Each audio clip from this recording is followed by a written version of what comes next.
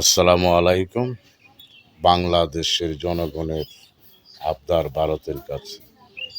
বাংলাদেশের জনগণ চাচ্ছে তিস্তার পানি ও ভারতে বাংলাদেশের সীমান্ত এই যে হত্যাকাণ্ড এটি বন্ধ করুন।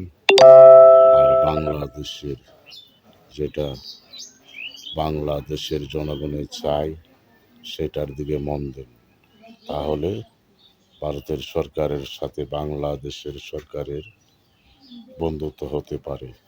আর আপনারা দাদাগিরি দেখাইবেন সব কিছু নিয়ে, সেটা বাংলাদেশের জনগণ ও সরকার মেনে নেবে না। অতি শীঘ্রই দাদাগিরি বন্ধ করে বাংলাদেশের সঙ্গে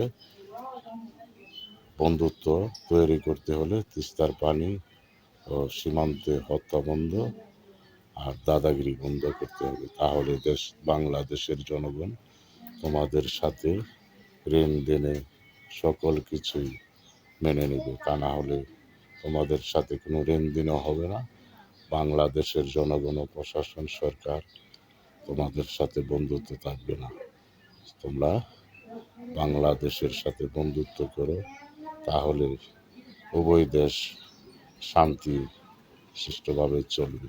তা না হলে অশান্তি বিরাজ করতেই থাকবে।